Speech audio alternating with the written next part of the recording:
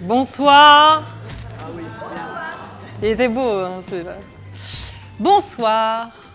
Je suis ravie de vous accueillir. On est ravis de vous accueillir avec Claire Guèze, directrice adjointe du TDB, Kevin Kaes, qui est auteur associé au projet de la direction, et moi-même, qui me nomme Maëlle Poésie, directrice du CDN.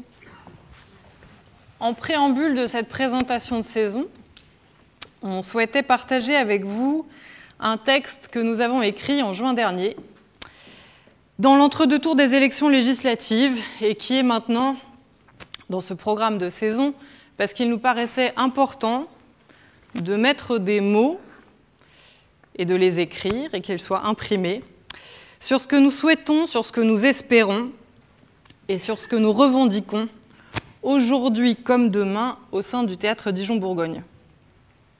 Je vous lis donc cette lettre. Comment parler, penser aujourd'hui sans trembler pour demain? Quels mots, quels actes nous seront nécessaires au milieu de la tempête que nous traversons? Quelles histoires pour penser aussi le monde aujourd'hui? Ses effrois, mais aussi ses beautés, ses merveilles, ses douceurs, ses miracles. Que signifient aujourd'hui les mots « être ensemble » ?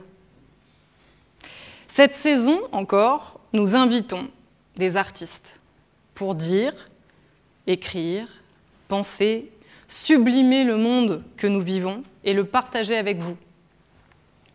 Saison.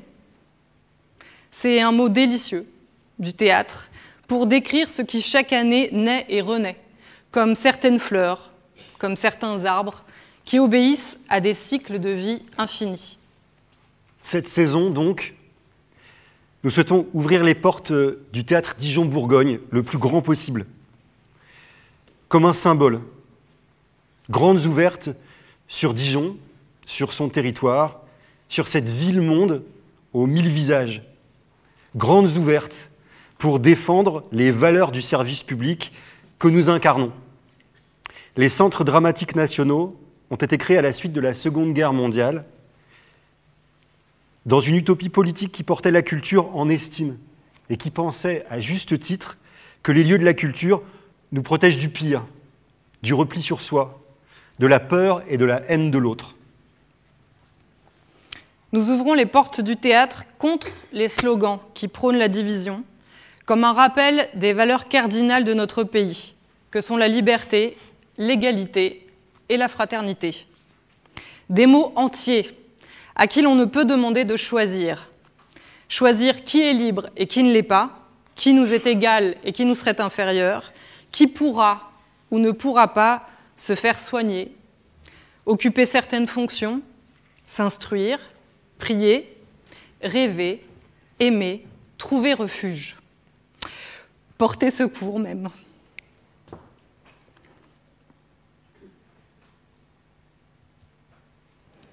La division des droits, c'est la division des êtres.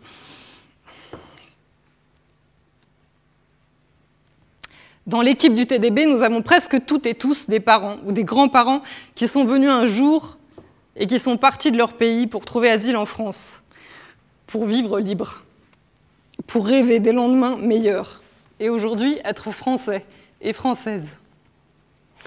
Promouvoir les écritures théâtrales contemporaines, donc, c'est rêver à nos futurs classiques, à ce que nos enfants, nos petits-enfants, nos arrière-petits-enfants, peut-être un jour, liront, monteront, joueront, avec la même révérence et le même respect que nos grands classiques actuels. Ces chefs-d'œuvre. Alors c'est dur d'écrire aujourd'hui parce qu'on n'est pas encore un chef-d'œuvre. Donc, c'est l'envie fondamentale qu'on a de partager le temps présent. C'est partager les récits qui longtemps ont constitué les marges, les contreforts de l'histoire officielle, et affirmer qu'ils en font partie. C'est raconter notre histoire, l'histoire du monde et des individus qui composent la France telle qu'elle est, complexe de son multiculturalisme, de ses divergences de points de vue, de ses luttes, de ses convergences aussi parfois, de ses différences, mais surtout de ses immenses vitalités. Nous revendiquons la liberté d'expression, d'être, de vivre ensemble, de s'exprimer, de créer comme notre bien le plus précieux. C'est une lettre du 8 juillet et on espère qu'elle aura plein de retombées et d'échos.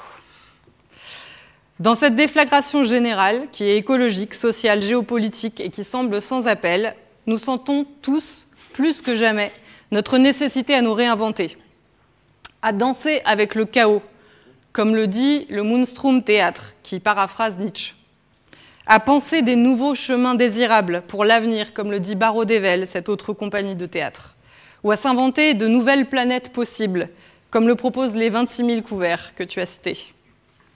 Souvent, l'art apparaît comme le moyen de garder un élan, un espoir, une force vitale. Certains artistes, certaines artistes de cette saison nous invitent à nous reconnecter à nos cœurs d'enfants, à la puissance de leurs émotions, au frémissement et au bonheur des premières fois. Et c'est finalement ce que nous souhaitons, ici, pour cette saison. Lutter contre l'accablement en proposant des spectacles qui, sans nier la gravité du contexte, choisissent aussi la joie. L'enfance et la jeunesse y sont centraux. Les enfants prennent le pouvoir et nous placent dans un autre rapport au monde. Ils choisissent leur héritage et ils réclament une nouvelle façon d'être. Ils ouvrent nos imaginaires et leurs possibles. Ils creusent des fictions pour trouver des chemins de résilience individuelle et collective. Souvent, il est question d'espoir, de rêve, de courage. Parfois, il est aussi question de se délester du poids de la filiation. Il s'agit pour chacun et chacune des artistes qui sont invités ici d'écrire des nouveaux récits, parfois inspirés par des grands mythes, parfois Shakespeare ou Tchekhov, ou des contes ancestraux, pour donner, eux, une nouvelle forme au questionnement du moment. Une réécriture qui est poreuse à tous les langages de plateau qui existent. Et je vais citer Elsa Grana, qui est une des metteuses en scène et autrices qui sera invitée cette année et qui dit « Je ne revendique pas la paternité des textes, mais plutôt leur maternité. Ils sont couvés, recréés, composés, pour permettre une appropriation exceptionnelle par les acteurs et par les actrices. » Ces écritures plurielles et leur inventivité visuelle, littéraire, chorégraphique, prennent également leur ancrage dans les partenariats avec d'autres lieux culturels avec lesquels nous sommes heureux de collaborer. Alors dans l'ordre de la saison, la Minoterie, l'Espace des Arts, l'ABC, le CDN de Besançon et le Dancing. Nous souhaitons rappeler de façon liminaire combien l'hospitalité, la convivialité et l'échange sont arrimés au cœur du projet et des dispositifs proposés sur le territoire par le TDB et les artistes associés tout au long de la saison. Aussi, pour commencer, on inaugure l'année avec le prochain Passe-Muraille. Il y a eu le premier avec Tamara El Saadi, maire, le deuxième l'année dernière avec Éducation sentimentale.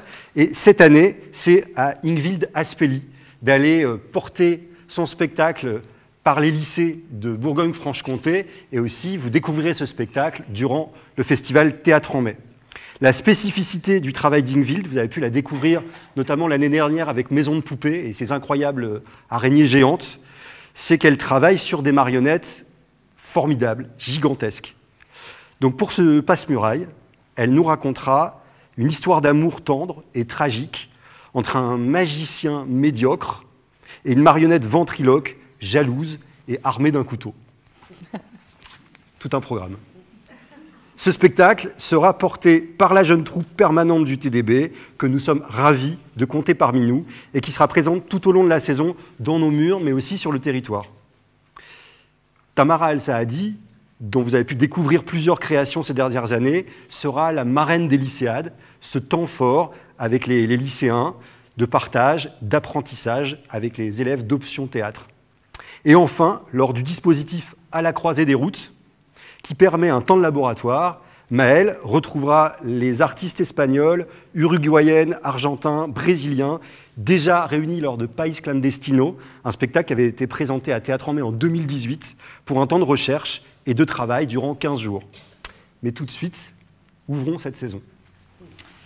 2 collaborations pour commencer, avec des institutions culturelles du territoire. La Minoterie et sa nouvelle directrice, Séverine Coulon, qui est ici présente, et l'Espace des Arts et son directeur Nicolas Royer. Je ne sais pas s'il est ici présent parce que je ne vois pas grand-chose. Donc ce sera le premier spectacle « Fille et soi » pour toutes et tous. C'est d'après les 3 contes de Louise Dunetton. C'est un texte et une mise en scène de Séverine Coulon. En quelques mots, à travers l'histoire d'Anne, qui est mal dans sa peau et qui cherche désespérément à se mettre dans celle des héroïnes de contes de fées, Séverine Coulon, qui est donc directrice de la minoterie, parle avec fantaisie, espièglerie de féminité et des injonctions qui sont assignées. L'obsession des apparences, du corps et de ses défauts. Elle revisite librement les 3 contes, l'album coloré de Louise Dunetton. Dans Peau d'âne, elle va s'attarder sur les filles qui sont serrées comme des sardines dans leurs vêtements.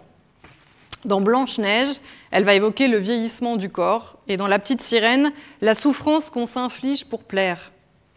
Son théâtre, c'est un théâtre d'objets subtils, qui mêle gestes, ombre et marionnettes. Et sur le plateau, vous allez découvrir 2 comédiennes, dont une en langue des signes française, qui se partagent le texte. Les objets et les dessins prennent le relais des mots, et ils recréent ce spectacle pour la minoterie, dans une version pour toutes et tous sans exception, grandes et petites, personnes en situation de handicap ou en timidité culturelle. Nous sommes invités à vivre nos émotions sans crainte ni contrainte, à toucher et à bouger. C'est un projet qui est co-réalisé avec la minoterie. Le deuxième projet de collaboration que nous avons, ce sera avec l'Espace des Arts, et ça s'appelle Sur l'autre rive. C'est une version théâtrale autour de Platonov, de Tchekhov. C'est librement adapté, avec des passages qui sont réécrits. Et depuis des années, Cyril Teste vit avec les mots de Tchekhov. Vous avez peut-être pu découvrir La Mouette qu'il avait créée en 2021. Il partage avec Tchekhov des thèmes récurrents, que sont l'héritage, l'amour filial, l'idée de la communauté, mais aussi l'obsession du temps qui passe. Il choisit de s'inspirer librement de Platonov, qui est la première pièce de Tchekhov, qui a été écrite quand il avait 17 ans. C'est une œuvre chorale qui est inachevée, qui est immorale, qui est débordante, qui est centrée sur le personnage de Platonov, qui est un jeune homme aussi brillant que sarcastique, et aussi arrogant que cynique et manipulateur, qui a été abîmé aussi par un père nocif. Alors que les retrouvailles entre les amis s'annoncent joyeuses, il entraîne finalement tout le monde dans son propre désespoir. Cyril Teste a inventé un plateau qui est constitué de ce langage plastique qui enrobe les comédiens et les comédiennes du son, des lumières, mais surtout d'un travail très spécifique de vidéo qui est filmé en live. On filme à vue, on dévoile ainsi aussi des espaces qui sont habituellement cachés. Le spectacle a 13 interprètes et ça devient une fête qui se joue jusqu'au bout de la nuit avec beaucoup de musique live, des corps qui dansent, qui s'embrassent, qui s'enlacent, des jeunes qui vivent leur peine et leur joie intensément. Et il y aura une navette pour rejoindre l'Espace des Arts. Et le prochain spectacle de la saison que va vous présenter Kevin, je serai très heureuse et on sera très heureux de vous accueillir dans la salle Fournier. Parce qu'il y a une surprise à y découvrir, c'est un nouveau hall, une nouvelle façade, une nouvelle porte, un nouveau bar. Donc, un nouvel espace pour vous accueillir et un nouvel espace de convivialité. Et ça, on ne peut que vous remercier infiniment de votre soutien pour nous permettre d'améliorer cet accueil du public qui nous est si cher. Et donc, cet accueil aura lieu pour ce spectacle qui s'appelle Les Petites Bêtes, de l'autrice et metteuse en scène Delphine Théodore, qui signe là un conte noir pour adultes. Elle a vraiment une écriture magnifique, délicate, très ciselée. Et dans ce conte-là, elle mêle 3 générations de femmes qui sont toutes les 3 aux prises avec des formes d'aliénation. Une mère qui s'occupe de sa mère tyrannique et une petite fille qui, elle, refuse de grandir. Dans cette pièce, la scénographie a un rôle narrateur fondamental. Et ça fait partie de ces contes qui révèlent aussi bien nos cœurs d'enfants que les grands mystères des adultes. Et comme nous l'avons pensé tout au long de la saison, il y aura des rendez-vous qui vont ponctuer la saison durant les accueils des spectacles. Et il y a un impromptu. C'est un rendez-vous où Delphine Théodore, la metteuse en scène et autrice, rencontrera Elena Balsamo, qui est une formidable traductrice du scandinave, enfin, du norvégien, du suédois, du danois, qui est une des grandes spécialistes des contes. Et elles s'entretiendront ensemble de la question du conte universel. Et puis un deuxième rendez-vous, qui est un protocole qu'on a inventé au TDB, qu'on a proposé au Conservatoire de Dijon. Ça s'appelle les 6 minutes du Conservatoire. On demande, quelque temps avant une première en général, aux élèves de 3e cycle et de COP, c'est une sorte de commande, d'un petit happening. Ils reçoivent des consignes et avant l'entrée en salle du public, ils présentent ces 6 minutes. C'est l'occasion pour eux de rencontrer le public et pour vous de les découvrir. Les grands sensibles ou l'éducation des barbares, c'est le titre qu'a choisi Elsa Grana, dont j'ai parlé tout à l'heure, pour son spectacle d'après Shakespeare. C'est une autrice et une metteuse en scène qui rassemble ici les enfants de Shakespeare, dans un même spectacle. C'est des enfants qui ont pris le pouvoir et qui veulent une nouvelle façon d'habiter le monde qui a été bousillé par les anciens. Le spectacle prend pour cadre l'anniversaire de Juliette, qu'on connaît de Roméo et Juliette, qui fête ses 18 ans, et elle les fête avec Ophélie, avec Roméo et avec Hamlet. Les ados se sont réfugiés dans un vestiaire de la salle des fêtes et ils ne veulent pas participer à ce cirque. Les Grands Sensibles, c'est une création qui est coproduite par le TDB, qui fait jouer aussi 5 amateurs et amatrices qui sont âgés de minimum 60 ans et des enfants aux côtés de comédiens et de comédiennes professionnels. Ce spectacle, il fait vraiment la part belle à l'intergénérationnalité. Il sera proposé au public à partir de 14 ans, mais surtout, si vous êtes intéressé pour participer au spectacle et devenir l'un des 5 amateurs ou amatrices qui seront sur le plateau, nous vous invitons à contacter Sophie Bogillot, qui est responsable des relations publiques et de la billetterie, avant le 15 octobre.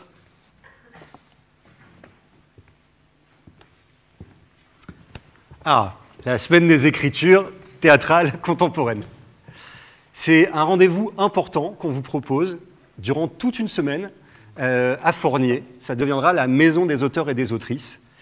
L'idée de ce rendez-vous annuel, c'est l'occasion de rencontrer, de présenter, d'échanger autour des écritures théâtrales contemporaines en leur donnant de la visibilité. Et la façon la plus concrète qui soit, c'est d'inviter celles et ceux qui dédient leur vie à écrire du théâtre aujourd'hui. La saison dernière, j'ai posé une question aussi vitale que politique aux étudiants du master écriture de Dijon, à qui je donnais une masterclass en leur demandant, ce n'était pas une boutade, que peut la littérature aujourd'hui? Qu'est-ce qu'elle peut changer dans nos vies? Pourquoi on peut passer sa vie à écrire? Et cette question, elle m'est apparue tellement nécessaire dans tout ce qu'elle déployait que j'ai décidé qu'elle serait notre fil rouge durant cette semaine du 2 au 7. Et l'idée de cette semaine, c'est qu'elle est composée de 5 rendez-vous que vous voyez. D'abord, les lundis en coulisses.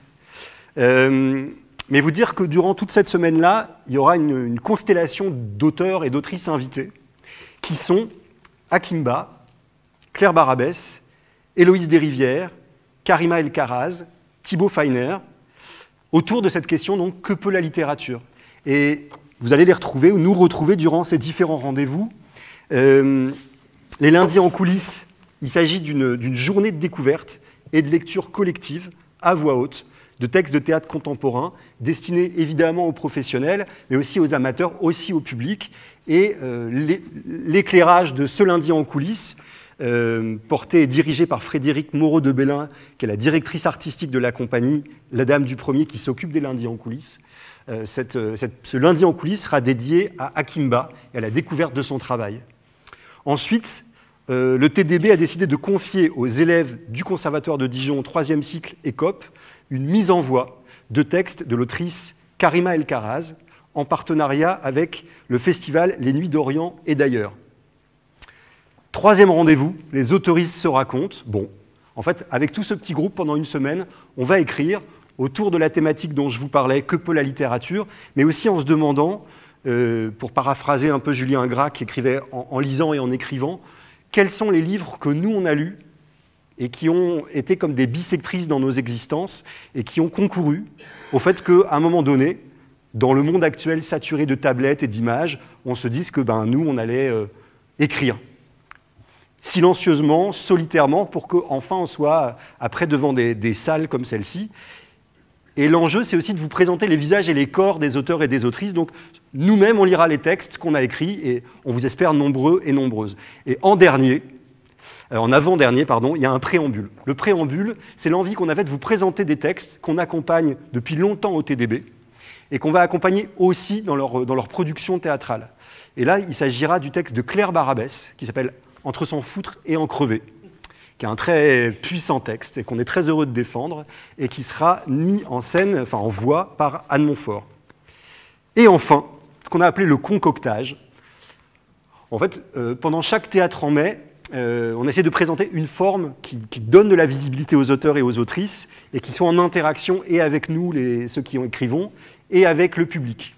Et donc, j'ai besoin de rencontrer du public, moi personnellement, pour échanger sur cette petite forme secrète qu'on va préparer. Donc, si vous avez envie de vous inscrire pour qu'on se rencontre et qu'on en parle, ce sera avec grand plaisir. Le prochain spectacle a déjà complètement été spoilé par Christine Martin, mais c'est pas grave. Il s'appelle Chamonix. Et pour parler des 26 000 couverts qu'on ne présente plus à Dijon et de leur dernière création, je vais leur laisser la parole.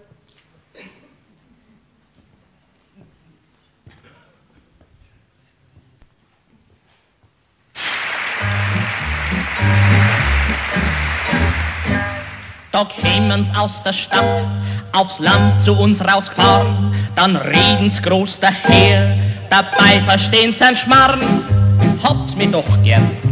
Herr Landschaftsrat, fahren Sie nach Unterstinkenbrunn? Ja, freilich. Kann ich da mitfahren? Muss das sein? Muss sein, mein Lieber. Schön ist auf dem Land, es duftet süß in Wald und Flur. Herrlich ist die Ruhe hier am Busen der Natur. Immer gibt es frische Milch, denn die kommt von der Kuh. Die Kaffeebohnen gibt der Bock dazu. Und wenn es auch den Bauern nicht erfreut, in der Stadt weiß man Bescheid. Holere, oh, oidi, holere, oh, oidi. Schön ist auf dem Land und auf der Alm gibt's keine Sünd. Keinen gibt's, der irgendwas Verbotenes beginnt. Weil die blonden Förster nachts im Wald auf Wache stehen. Das kann man in den Heimatfilmen sehen. Und wenn es auch den Bauern nicht erfreut, in der Stadt weiß man Bescheid.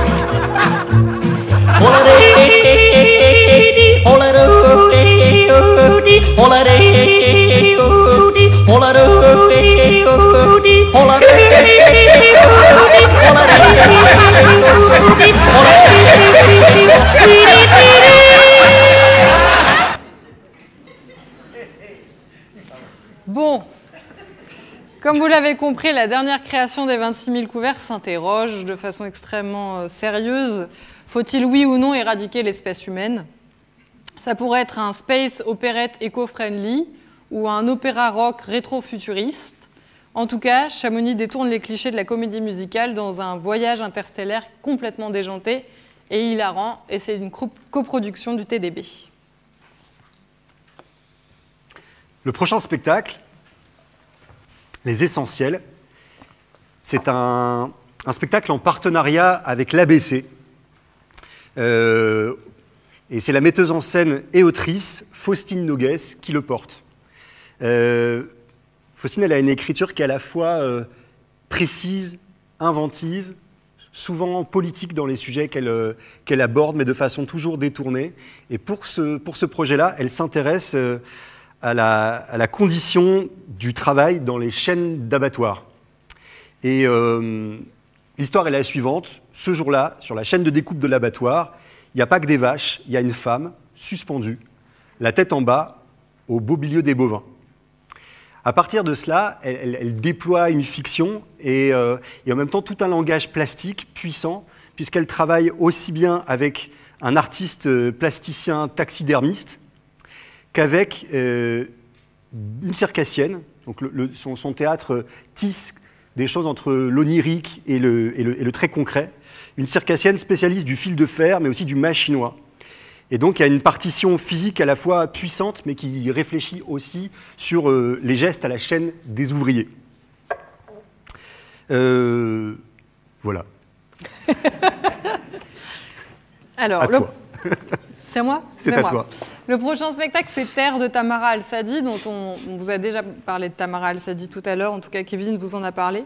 Elle a écrit un conte dystopique qui tisse deux jeunesses ensemble, celle d'Antigone, qui est l'héroïne tragique qui se dresse contre l'autorité du roi Créon, symbole de résistance contre un pouvoir patriarcal tyrannique, et celle d'Éden, qui est une adolescente d'aujourd'hui placée à l'aide sociale à l'enfance depuis son plus jeune âge, elle-même sujette à l'absurdité du monde.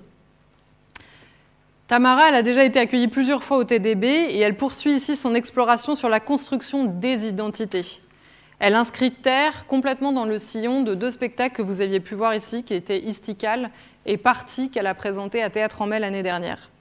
Elle crée un geste choral qui est porté ici par 12 interprètes, dont 2 musiciens, et qui donne une place primordiale au corps. Une scénographie épurée, une langue vive, subtile, émouvante et pleine d'humour, avec aussi la présence sur son plateau de quelqu'un qui fait on dit du bruitage sur le plateau et qui donne la sensation des images qui se fabriquent en live. L'écriture de Terre se nourrit aussi d'un projet de territoire que Tamara a mené pendant plus d'1 an, avec des adolescents et des adolescentes et des recherches, des entretiens qu'elle a fait auprès de jeunes issus de l'aide sociale à l'enfance et en milieu hospitalier. Et pour ça, on vous a parlé un petit peu de ces rencontres qui ont lieu tout au long de la saison par rapport à certains spectacles. C'est des moments assez essentiels pour nous parce que c'est des moments où, d'abord, vous pouvez rencontrer les autrices, les auteurs, mais aussi les metteurs en scène et metteuses en scène dans un autre contexte que celui de la représentation. Mais aussi, c'est une façon pour eux de vous faire partager des moments de leur processus artistique, des gens qui ont compté dans leur processus artistique. Donc c'était le cas dans un des projets dont vous a parlé Kevin, et ici, Tamara a décidé de vous faire rencontrer, de partager avec vous cette rencontre d'un garçon qui est plasticien, qui s'appelle Sofiane Boukari, qui a lui-même été à l'aide sociale à l'enfance, et il en a tiré toute une expérience, qui travaille aussi avec son art aujourd'hui, et il est venu partager ça avec vous. Ce sera le samedi de la représentation au Parvis Saint-Jean. Et ce sera aussi, évidemment, comme l'a dit Kevin, la marraine des lycéennes de la 12e édition. Donc elle va rencontrer les lycéens cette année. Elle avant nous, avec ce beau titre, Leila Claire Rabi et Morgane Paoli signent la conception de ce spectacle mis en scène par Leila Claire Rabi. De leur voyage et de leurs interviews avec des jeunes femmes à Mayotte, elles présentent toutes les deux un spectacle à la fois sensible et sans concession, qui dessine une géographie à la fois intime et politique d'un territoire au carrefour de tensions multiples. Ce Mayotte lointain qui finalement en fait, est écartelé entre la culture locale et une espèce de vision hexagonale lointaine. Prenant le parti pris de donner à entendre ces partitions féminines et ces voix qu'on entend peu, voire jamais, elles montrent à la fois leur combat, mais aussi leur ténacité, leur rage de vivre, et finalement elles donnent corps et voix à des récits minorés, tus, avec de l'impertinence, mais aussi de l'humour. Et je vous laisse découvrir en images.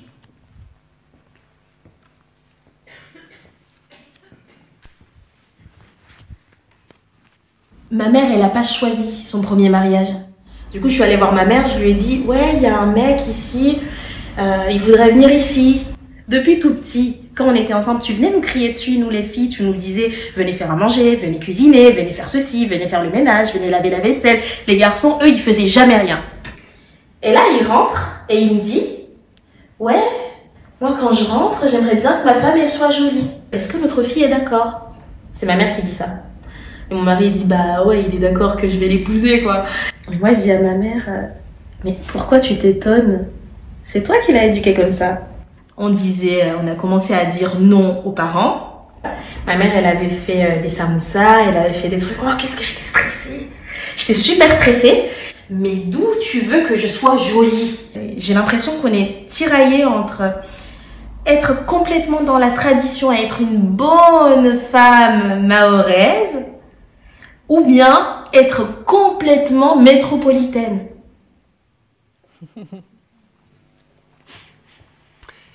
Et pour ce spectacle encore, on passera une petite commande pour les 6 minutes du conservatoire, donc ce petit happening avant l'entrée en salle. Et ce sera l'occasion de découvrir les élèves du conservatoire de Dijon. Une histoire subjective du Proche-Orient, mais néanmoins valide, je pense. C'est un long titre. C'est le dernier spectacle du Théâtre Majaz, qu'on avait déjà accueilli ici avec Le Sommeil d'Adam pendant la saison 2022-2023. Accompagné par la musique live de Hussam Aliwat, joueur de oud passionné, Lorraine Ouda Hussein plonge dans ses souvenirs, réels ou fictifs, dans un stand-up tragicomique qui est bourré de dérision et d'humanité. C'est un spectacle qui raconte son parcours d'émancipation féminine, intime, politique, sur un ton direct, doux et libre. Lorraine, elle est interprète et elle est autrice, elle est libanaise, et le metteur en scène de ce spectacle, Ido, est israélien. Chaque épisode de son triptyque autobiographique est consacré à une ville. Le premier, c'est Beyrouth, où elle se retrouve pour fêter ses 26 ans lorsque la guerre avec Israël éclate le 12 juillet 2006. Le deuxième, Jérusalem, c'est là où elle se rend et elle tombe amoureuse d'un Israélien rencontré dans son école de théâtre, elle qui finalement décide de coucher avec l'ennemi. Paris, c'est le dernier opus, où elle est envahie par le personnage de son père et par cet héritage avec lequel elle doit travailler. C'est un triptyque qui mêle les traumatismes intergénérationnels, les conflits géopolitiques, mais aussi la toute petite et la grande histoire. Et le Théâtre Majaz dessine toujours des cartographies sensibles du Proche-Orient qui continuent à interroger notre propre rapport à la mémoire intime et collective. Il faut bien regarder dans la programmation, parce que vous pouvez voir soit l'intégrale des 3 épisodes, soit vous pouvez venir voir un épisode, soit vous pouvez venir voir 2 épisodes. C'est comme une série. Il ne faut pas se tromper du jour de représentation. Et alors là, en un seul épisode, c'est Piste. C'est un spectacle de l'autrice Penda Diouf qui signe là sa première mise en scène. Et elle raconte, à partir d'éléments de sa biographie, des discriminations subies en tant que femme noire, une sorte de road trip entre sa mémoire personnelle et une quête qu'elle a de son idole de jeunesse, l'athlète Frankie Fredericks. Pour ça, elle est partie en Namibie. Et lors de son voyage, elle a rencontré d'autres mémoires que la sienne, celle toujours vive, incandescente, du génocide perpétré par les colons allemands à l'encontre des Héréros et des Namas, un génocide qui n'a été reconnu qu'en 2021. Elle travaille avec l'obsession de la marche comme leitmotiv et aussi de la question du mouvement et de la façon dont les corps noirs sont traités. Ce spectacle-là, comme d'autres spectacles de la saison, permettra des ouvertures avec un impromptu dont on vous parlait. Et c'est une rencontre entre l'autrice et une psychiatre qui aborderont ensemble la question essentielle de l'impact du racisme sur la santé mentale. Le prochain spectacle, c'est une collaboration avec le CDN de Besançon et son tout nouveau directeur, Tommy Millot, dont je suis très heureuse de présenter le travail. Ça s'appelle « Qui a besoin de ciel ?» C'est un texte de Naomi Wallace et c'est la 2e collaboration qu'il a avec cette autrice. Wilda, donc c'est l'histoire, c'est une ancienne ouvrière d'usine métallurgique. Elle est blanche, divorcée, elle a la cinquantaine et elle est accompagnée par son amie Annette. Elles décident toutes les deux de se lancer dans une entreprise folle. Elles souhaitent faire chanter le PDG de Kentucky Aluminium dans l'espoir de faire rouvrir l'usine qui a laissé de nombreuses personnes de leur village sans emploi. À force d'affirmations positives, elles raniment l'enthousiasme de la communauté, qu'une bande d'écorchés vifs, multi-ethniques, multigénérationnels se lance finalement dans un joyeux combat avec une solidarité indéfectible. Ce 2e texte de Naomi Wallace que Tommy Millot monte, c'est une critique sociale qui est acérée, qui est écrite pour 9 personnages et qui plonge dans les blessures de l'Amérique et qui scanne les relations familiales. Ce sera aussi l'occasion d'aller voir le CDN de Besançon depuis Dijon en prenant une petite navette. Qui sommes ? Alors, Barreau d'Ével, vous avez pu découvrir parfois leur travail avec Mazout, qui avait été présenté à Théâtre en mai, et l'année passée, pour ceux qui ont eu la chance de venir voir là. Face au constat indéniable d'un effondrement du vivant, on va continuer à créer. On va continuer à faire ensemble. Au milieu des ruines, c'est le duo d'acrobates, Camille de Courty et Blai Mateu-Trias, qui affirment une énergie vitale qui met l'art au cœur de la vie et qui trouve son ancrage dans le fait d'être ensemble. Parce que qui sommes, c'est qui sommes. Qui sommes-nous en catalan? Ça a été créé au Festival d'Avignon cet été, en juillet. C'est un magnifique spectacle et ça a été un succès incroyable. Ça réunit une douzaine d'artistes de tout horizon et toute discipline, puisqu'il y a de la danse, du théâtre, beaucoup de musique live, du cirque, du clown et de la céramique. Je vous laisse... C'est un spectacle total. Je vous laisse découvrir pourquoi il y a de la céramique. Et pour vous faire partager cette expérience poétique et généreuse, drôle et festive, je vous laisse découvrir quelques images des répétitions, puisqu'évidemment, au moment où ils nous les ont envoyées, la création n'avait pas encore eu lieu.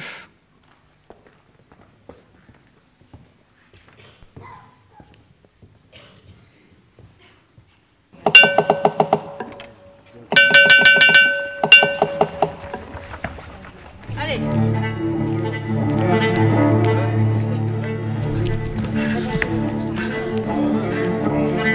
Qui sommes allait plutôt parler de qu'est-ce qu'on allait devenir, qu'est-ce qu'on voulait être ensemble. On part d'un endroit qui ne peut pas tomber plus bas. Et dans cet endroit-là, on fait, on joue, on chante, on se connecte.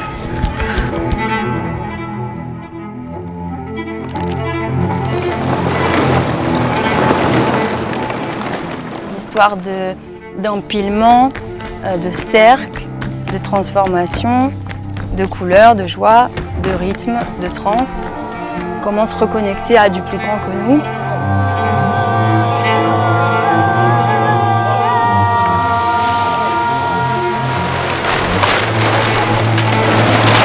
En quoi on doit convier à une forme de cérémonie? Qu'est-ce que c'est que convier des gens dans un théâtre? En quoi ça doit être exceptionnel?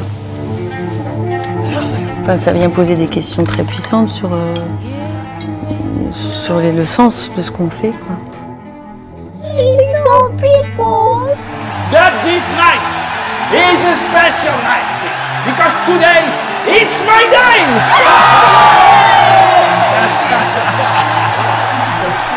Au fond, et après, quand tu es au fond, comment tu peux sortir? Tu peux pas sortir quand tu es au fond.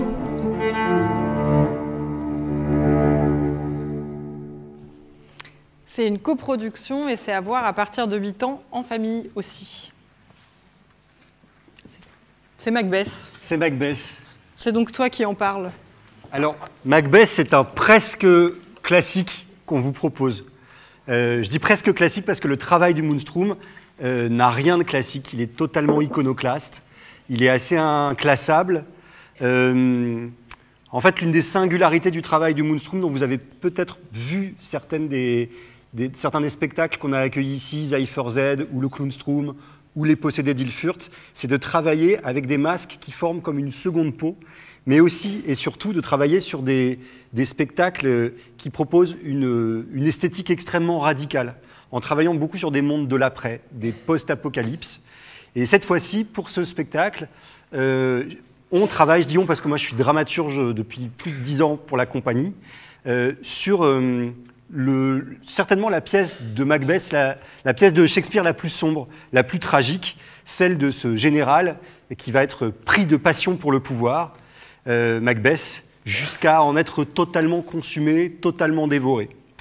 Et l'idée de ce spectacle, c'est de voir comment on va jusqu'au...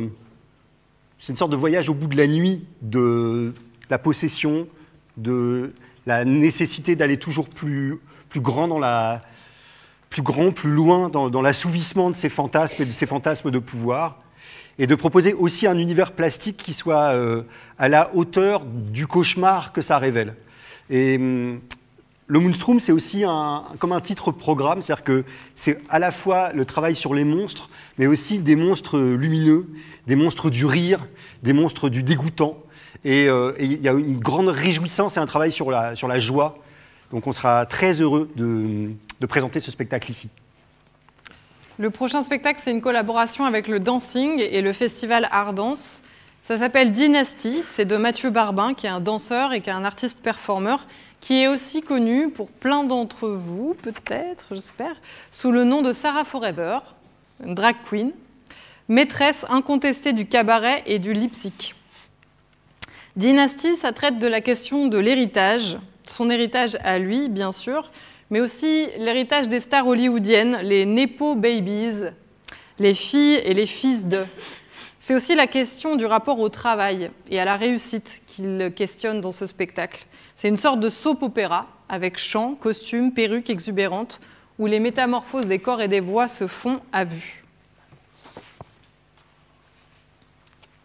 Une ombre vorace.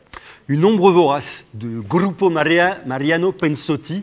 C'est un spectacle à dimension internationale, franco-argentin. Et le metteur en scène, donc ce spectacle a été créé au Festival d'Avignon 2024.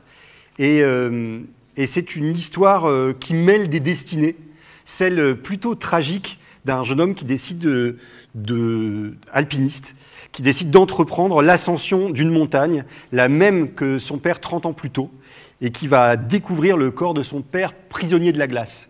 Et à travers cette chose très concrète, et en même temps la métaphore de la filiation, ça pose la question de savoir pourquoi les pères vivants sont méprisés et pourquoi les pères morts sont idéalisés. Et enfin, on sera très heureux de vous retrouver pour Théâtre en mai, qui est le temps fort de la saison, qui est un temps fort théâtral pour Dijon, mais aussi au niveau national. On est ravis parce que c'est un vrai plaisir de vous accueillir chaque année pour Théâtre en mai, toujours plus nombreux et nombreuses. Et voilà, ce festival va rayonner à nouveau sur la ville de Dijon, dans l'espace urbain. C'est un festival qui a à l'origine la vocation d'accompagner l'émergence et que nous, on a souhaité aussi ouvrir aux écritures contemporaines, aux écritures plurielles, aux écritures de différentes disciplines finalement, avec de la performance, des projets hybrides et des projets internationaux. On se retrouvera ici le 7 avril pour vous dévoiler la programmation de ce nouveau Théâtre en mai. Et ce Théâtre en mai, comme chaque Théâtre en mai, sera l'occasion d'une célébration des écritures théâtrales contemporaines, la fabrication, la concoction d'une forme nouvelle. Ce pourquoi, je le disais tout à l'heure, on aura besoin du public.